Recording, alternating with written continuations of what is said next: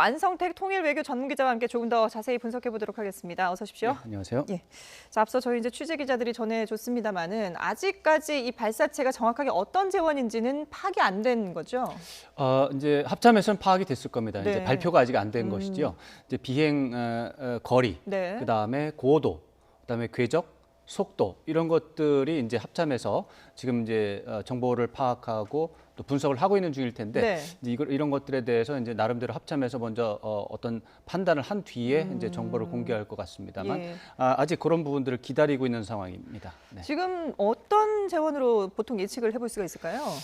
지금까지 나온 이제 정보로만 보면 네. 평안남도 내륙에서 동쪽으로 2기를 발사했다. 네. 이것을 알고 있습니다. 그렇죠. 저희가. 이렇게 되면 이걸 가지고 몇 가지 추정이 가능합니다. 예. 먼저 2기를 발사했다. 이렇게 되는 것은 시험 발사를 했다. 이렇게 볼 수 있습니다. 네. 시험 발사했다 이렇게 볼 수 있고 또 내륙에서 동쪽으로 쐈기 때문에 적어도 비행 거리는 300km 이상이 될 것이다라고 추정을 할 수가 있습니다. 근데 그 두 발을 썼다고 해서 시험 발사를 했다라고 보는 거는 어떤 배경일까요? 지난 5월부터 계속해서 네. 이제 지금 10번째 쏘는 건데 그렇죠.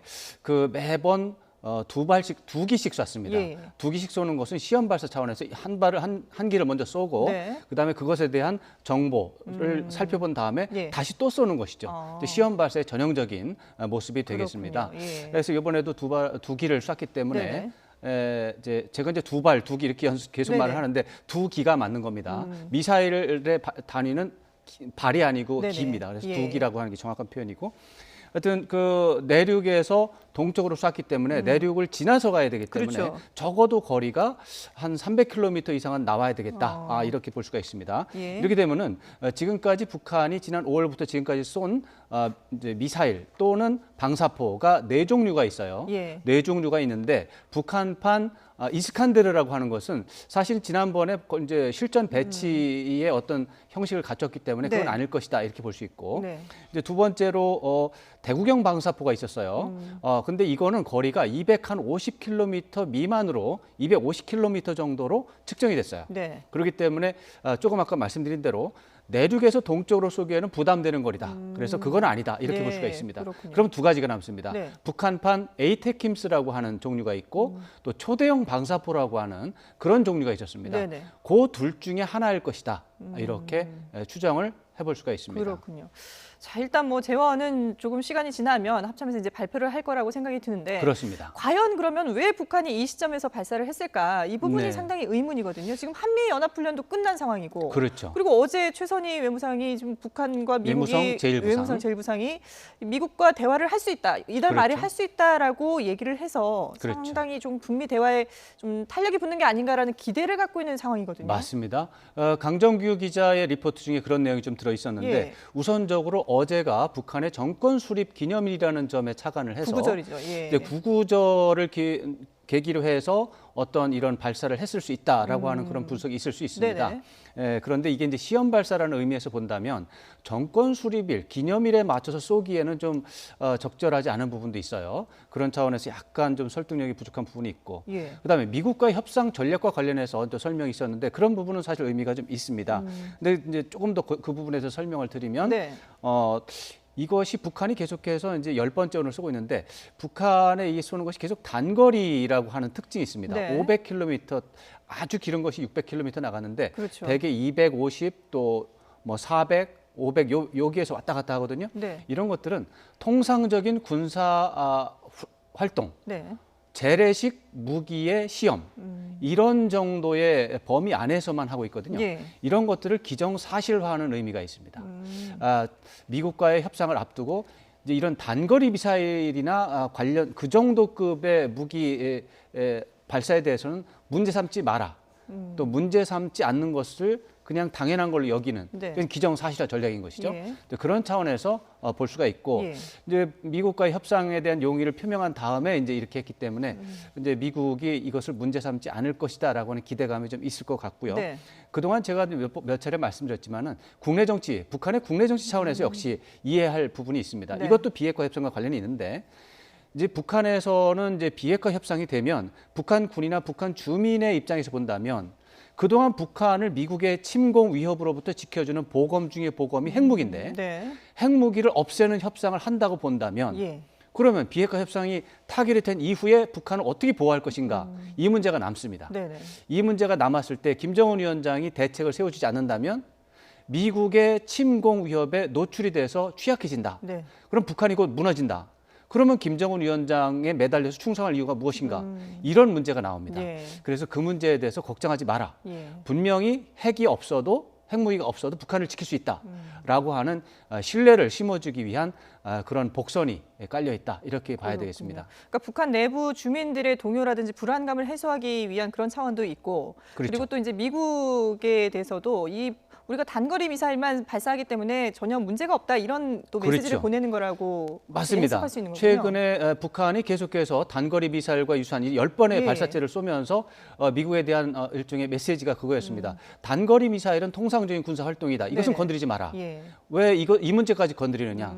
지금 미국하고 협상하는 것은 핵무기와 중장거리 이상 미사일이다. 네네. 그거는 지금 약속을 지키고 있다. 쏘지 않고 있다. 예. 단거리 미사일은 건드리지 마라라고 하는 그런 이제 메시지가 있는 것이고 예. 이것을 반복적으로 하면서 기정사실화시키면서 아예 이제 논의 대상에서 제거해 버리는 네. 그런 의미가 있는 것이죠. 그러니까 이런 부분을 이제 트럼프 대통령도 용인을 하는 것인지 그동안에도 보면은 단거리 미사일 발사에 대해서는 뭐 문제 없다라는 발언을 계속 해왔거든요. 맞습니다. 그런데 일각에서는 이게 아무리 단거리 미사일이라 하더라도 결국은 이게 한반도를 겨냥을 하게 되면 그렇죠. 주한 미군이라든지 결국은 또 미국도 피해를 입을 수밖에 없다. 그래서 이걸 간과해서는 안 된다라는 지적도 계속 나오고 있습니다. 물론입니다. 미국에서 보면 중장거리 미사일이나 장거리 미사일이 큰 위협이 되고 예. 단거리 미사일은 미국이 안 가니까 그건 괜찮다. 이런 논의가 있지만 네네.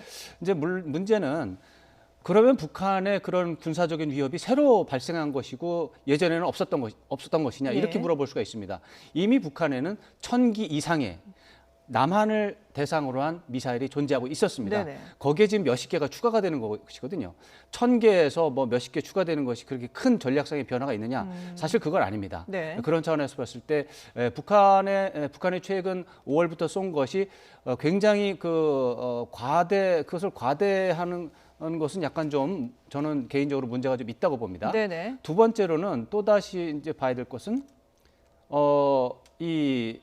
남쪽에서도 그러면 이런 군사 전력 강화를 안 하는가 네. 이런 문제를 또 볼 수가 있어요. 북한 입장에서 볼 때는 남쪽에서 F-35 스텔스 전투기를 최근에 도입하고 있는 이런 상황에 대해서 굉장히 어떻게 보면 불만이 많습니다. 예예. 남쪽의 F-35 이것이 굉장히 어떻게 보면은 북한에서 볼 때는 군사력 자체가 네. 변화가 생겼는데 그런 상황에서 볼 때는 북한이 좀 불만을 가질 만한 부분이 좀 있고 그렇군요. 지금 막 이제 속보가 들어왔죠. 속보가 예. 들어왔죠. 평안남도 개천 일대에서 동해로 이제 발사체 두 발을 두 기를 발사가 썼고, 됐고요. 예. 330km를 비행했다고 하죠. 예, 그리고 정확한 시간도 나왔는데 아침 네. 6시 53분에 한 기, 그리고 7시 12분에 한 기를 발사했다라고 지금 시간이 공개가 됐습니다. 네, 저렇게 되면은 역시 아까 예상했던 대로 네. 북한판 에이테킴스 가능성도 있고 네. 초대형 방사포 가능성도 여전히 좀 있다고 봐야 되겠습니다. 예. 자, 지금 추가적인 재원에 대해서는 한미 당국에서 분석 중이다라는 소식까지 들어왔는데요. 지금 일단 그렇지만 이게 뭐 단거리 미사일 발사라 하더라도 우리로서는 위협을 느낄 수밖에 없기 때문에 청와대에서도 지금 발빠르게 대응하고 있지 않습니까? 대응을 하고 있는데 네. 이것을 다시 한번 말씀드리면 북한도 통상적 범위의 군사 활동을 할 수 있다라고 하는 것이 트럼프 대통령의 입장입니다. 예.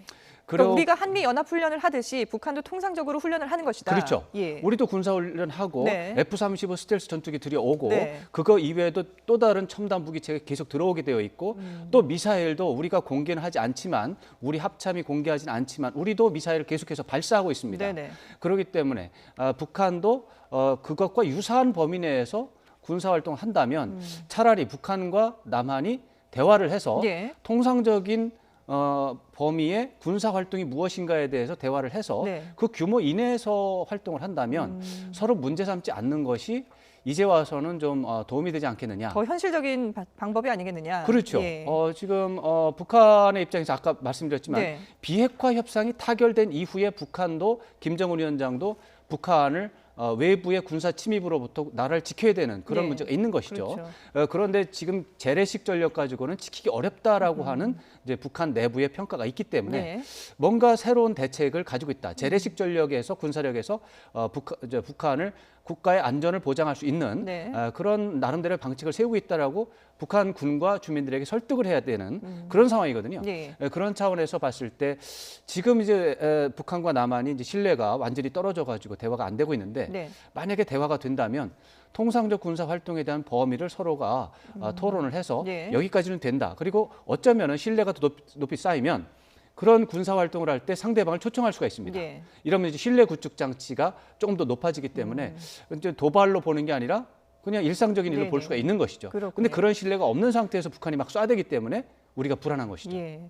일단 그런 부분은 이제 남북이 대화를 통해서 뭔가 좀 서로의 그 제재라든지 이런 그 선을 이제 정해야 되는 그런 부분이 남아 있는 상황인데요. 맞습니다. 예. 근데 지금 뭐 남북 간의 문제도 그렇지만 일단 북미 대화가 우선 아니겠습니까? 그런데 맞습니다. 어젯밤에 이제 최선희 제1부상이 북미가 이달 말쯤에 대화를 할 수 있다 이렇게 얘기를 했거든요. 맞습니다. 그러면 이 발언을 한 배경은 어떻게 봐야 될까요? 뭔가 좀 대화에 진전이 있다고 봐야 되는 겁니까? 맞습니다. 지금 북한과 미국은 6월 30일 판문점 북미 이제 깜짝 회동이 있었고요. 예. 거기에서 이제 북미 정상이 합의한 것이 이제 3주 정도 내에 이제 회담을 한다. 그렇죠. 실무 협상을 네네. 한다. 그랬다가 이제 한미연합 군사훈련이 있었기 때문에 북한이 불만을 제기하면서 이제 지연이 됐죠. 네. 그랬다가 또 김정은 위원장이 트럼프 대통령한테 친서를 보내서 그렇죠. 한미연합 군사훈련이 끝나면 실무 협상할 수 있다. 했는데 연합 군사훈련이 지난달 20일에 끝났음에도 불구하고 실무 협상이 지연되고 있었습니다. 그렇죠. 근데 그런 연장선에서 그동안 북한과 미국은 물밑 접촉을 통해서 어떤 문제가 있었는데 그 문제가 해소된 것으로 네. 해석을 할 수가 있고 예. 그 결과 북한이 이제 9월 하순이면 회담을 할 수 있다라는 입장을 낸 것으로 봐야 되겠습니다. 예. 근데 이 지금 9월 하순 대화 얘기가 나온 것이 미국의 압박이 통했다 이런 분석도 나오고 있거든요. 근데 엊그제 스티븐 비건 미국의 이제 국무부 네네. 대북정책 특별 대표가 미시건 대학교에서 이제 특강을 했습니다. 네. 이제 9월 6일에 이제 미시건 대학에서 특강을 했는데 그 특강을 하면서 이제 말씀하신 대로 북한과의 비핵화 협상이 잘 안 된다면 한국과 일본 등 아시아 국가들이 핵무장을 하는 이야기가 나올 수가 있다. 네네. 그런 이야기가 있다. 그렇죠. 이런 얘기를 하면서 이제 그것을 이제 뭐 언론이 크게 받아서 썼는데 네. 사실은 저는 그것은 별로 북미 협상이 지금 이렇게 긍정적으로 물꼬를 도는 하는데 영향을 미치지 않았다. 그렇게 생각을 합니다.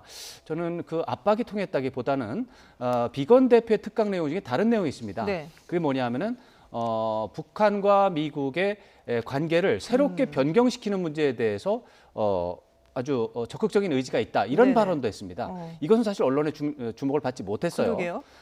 이게 사실은 싱가포르 정상회담 지난해 6월 12일 싱가포르 정상회담 합의문의 제1조에 나오는 얘기입니다. 예. 거기에서 북한과 미국은 적대 관계에서 우호 협력 관계를 목표로 하는 새로운 관계로 관계를 변경시키는 게 우선적 과제다라고 네. 하는 거 싱가포르 정상회담 선언 1번입니다. 그런데 북한은 계속해서 그렇기 때문에 적대 관계에서 우호 협력 관계로 변경시키는 것을 먼저 협상을 해야 된다가 네. 북한의 입장이었는데 미국은 그동안 그거는 잘 모르겠지만 비핵화에 대해서는 먼저 얘기해라. 근데 비핵화 문제가 3번에 들어 있어요. 네네. 싱가포르 정상회담이 4가지의 합의 사항이 있는데 3번에 비핵화가 들어 있습니다. 그래서 미국은 비핵화에 대한 북한의 입장을 먼저 듣고 싶다. 네. 그 다음에 관계 개선은 어떻게 될지 그 다음 얘기하자. 근데 북한은 그게 아니다. 1번 관계 개선을 먼저 적대 관계를 먼저 해소한다는 약속이 먼저 진행이 돼야만 비핵화에 대한 대화로 나갈 수가 있는데 미국이 비핵화 먼저 자꾸 얘기하자고 하니까 이게 안 되는 것이다. 네. 이런 식의 논리로 그동안 버텨왔던 것입니다. 그런데 그 부분이 지금 물밑 접촉을 통해서 어느 정도 해소가 된 것으로 보이고 네. 그 방향은 비건 대표가 특강을 통해서 북한과의 새로운 관계에 대해서 의지가 있다라고 발언했기 때문에 예. 거기에 대해서 북한이 반응한 것이다. 저는 그렇게 해석을 하고 싶고요. 그럼 만약에 9월 말 하순에 이게 북미 회담이 열린다면은 거기서 뭐 어떤 비핵화에 대한 구체적인 얘기 그리고 뭐 그동안에 북한이 줄기차게 주장해왔던 대북 제재라든지 해제라든지 이런 부분보다는 새로운 관계에 대한 논의가 이루어질 가능성이 크다고 보시는 맞습니다. 건가요? 바로 그것이 선결적인 과제가 되기 때문에 적대 관계에서 우호 관계, 우호 협력 관계를 변경시켜야 되겠다라고 하는 그 양측 최고 지도자의 전략적 결단이 교환이 돼야 되고 네네. 거기에 대해서 이제 체제 안전 보장이라고 하는 문제가 또 나오고 예. 그러다가 보면은 제재 해제는 딸려서 나아가는 것이죠. 그래서 북한이 사실 지난 하노이 정상회담 때 그 첫 번째 관계 개선 문제 또 체제 안전 보장 문제를 생략을 하고 네. 세 번째 이 제재 해제로 바로 들어간 것이죠. 예. 그랬다가 보니까 이제 북한이 끝나고 나서 보니까 그게 잘못된 전략이었구나. 제재 해제를 워낙에 원하다 보니까 미국에서는 북한이 제재 해제를 말하자면 약점을 노출한 것이 돼서 네. 제재만 가지면 북한을 통제할 수 있다라고 하는 그런 약점을 노출한 것처럼 돼가지고 그러면 제재 해제를 먼저 얘기하는 것이 좋은 전략이 아니다라고 하는 결론에 이른 것 같습니다. 네. 그렇기 때문에 그러면 처음부터 다시 간다. 그래서 체제 안전 보장이 먼저 가는 것이고 체제 안전 보장이라고 하는 것이 나온 이유는 적대 관계를 우호 협력 관계로 변경시키기 위하기 때문이니까 이 이제 정상적인 논리로 다시 가야 되는데 이렇기 때문에 협상이 시간이 길어집니다. 네, 그렇기 때문에 금방 안 되고 협상은 좀 길어질 것이다 이렇게 예. 예상할 수 있습니다. 어쨌든 협상이 뭐 길어지더라도 대화를 일단 만나서 시작하는 게 우선이기 때문에 일단 물론입니다. 9월 하순에 북미 실무 협상이 이루어질 수 있을지 저희가 또 관심 있게 지켜보도록 하겠습니다. 맞습니다. 지금까지 왕선택 통일외교 전문기자와 함께했습니다. 잘 들었습니다. 네.